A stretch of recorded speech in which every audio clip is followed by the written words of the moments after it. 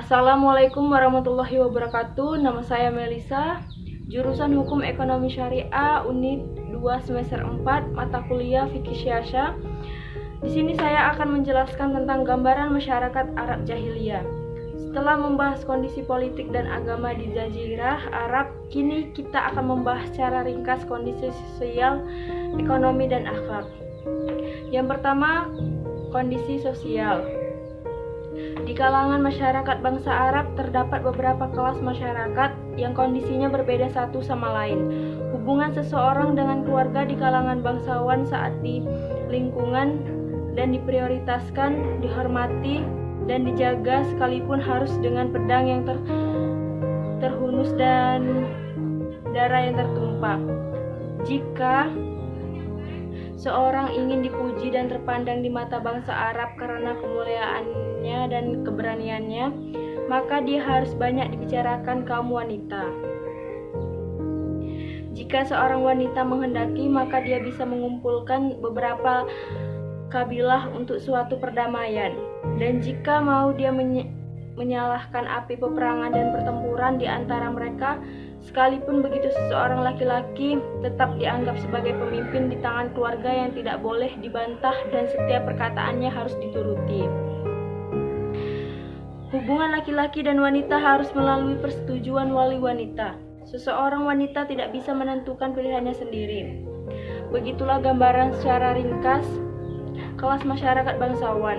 Sedangkan kelas masyarakat lainnya berawal beraneka ragam dan mempunyai kebebasan berhubungan antara laki-laki dan wanita.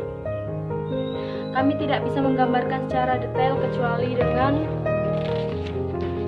ungkapan-ungkapan yang keji, buruk dan menjijikan. Abu Daud meriwayatkan dari Aisyah bahwa pernikahan pada masa jahiliyah ada 4 macam. Yang pertama, pernikahan secara spontan. Seorang laki-laki mengajukan lamaran kepada laki-laki lain yang menjadi wali wanita, lalu dia bisa menikahinya setelah menyerahkan mas kawin seketika itu pula. Kedua, seorang laki-laki bisa berkata kepada istrinya yang baru suci dari haid, "Temuilah fulan dan berkumpullah."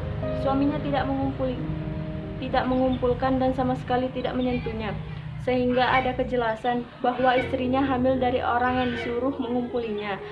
Jika sudah jelas kehamilannya, maka suami bisa mengambil kembali istrinya jika dia memang menghendakinya.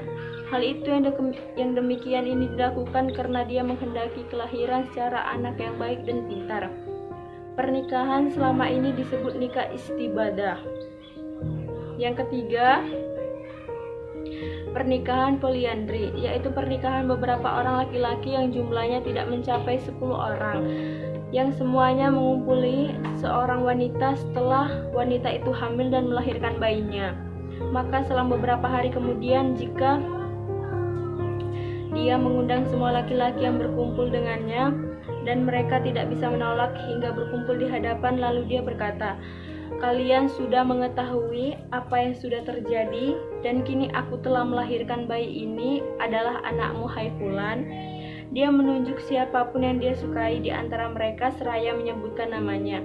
Lalu laki-laki itu bisa mengambil bayi itu tersebut. Keempat, sekian banyak laki-laki bisa mendatangi wanita yang dikehendakinya, yang juga bisa disebut wanita pelacur, itu hamil dan mengeluarkan anak. Dia bisa mengundang semua laki-laki yang pernah mengumpulinya. Setelah semuanya berkumpul, diselenggarakan undian. Siapa namanya yang keluar dari undian, maka dia yang berhak mengetahui dan mengambil anak itu dan mengaku sebagai anaknya dan tidak bisa menolak hal itu. Setelah Allah memutuskan Muhammad, semua bentuk pernikahan ini dihapus dan diganti dengan pernikahan ala Islam.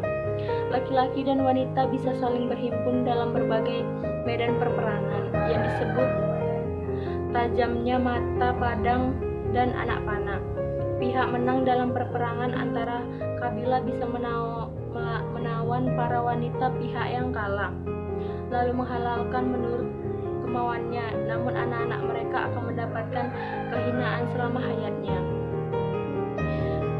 Di antara kebiasaan yang sudah dikenal Arab pada masa jahiliyah poligami tanpa ada batasan maksimal, beberapa banyaknya istri yang dikehendakinya. Bahkan mereka bisa menikahi janda bapaknya, entah karena dicerai atau karena ditinggalkan mati. Hak perceraian ada di tangan kaum laki-laki tanpa ada batasan. Hal ini disebutkan di dalam Al-Quran dalam surah An-Nisa 22-23. Perzinaan mewarnai setiap lapisan masyarakat, tidak hanya terjadi di lapisan tertentu atau golongan tertentu, kecuali hanya bagian kecil dan kaum laki-laki dan wanita memang masih memiliki keagungan jiwa.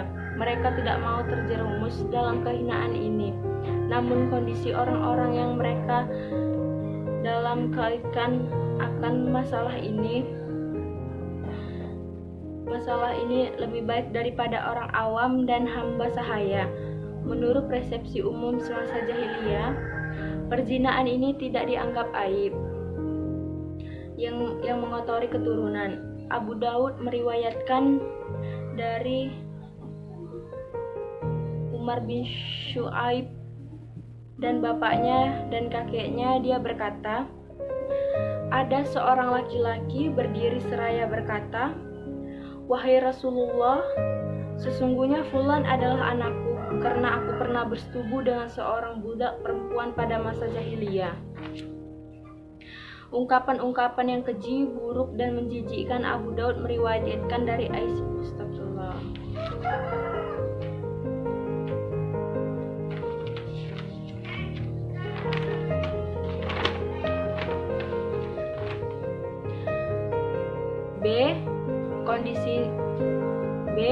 Kondisi ekonomi.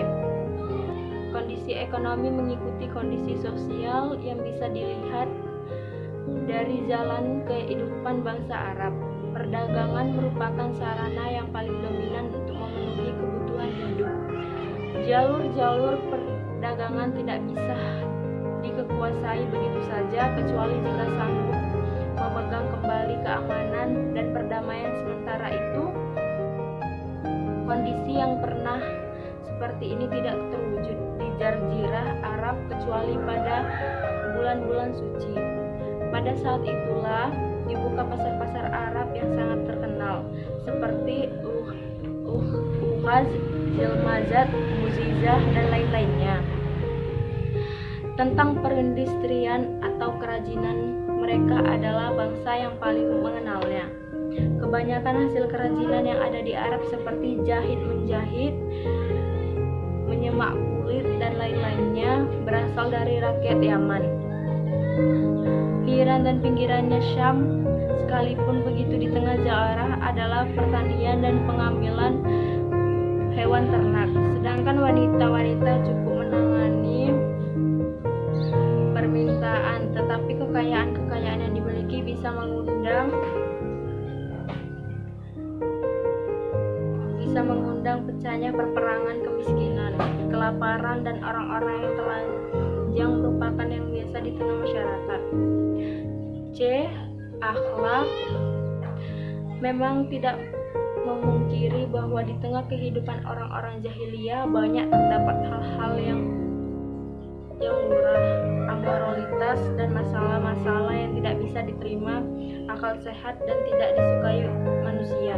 Meskipun begitu, mereka masih manusiawi. Akhlak-akhlak yang terpuji mengundang decak kagum manusia dan simpati.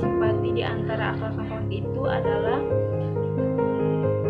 1. Kedermawaan, 2.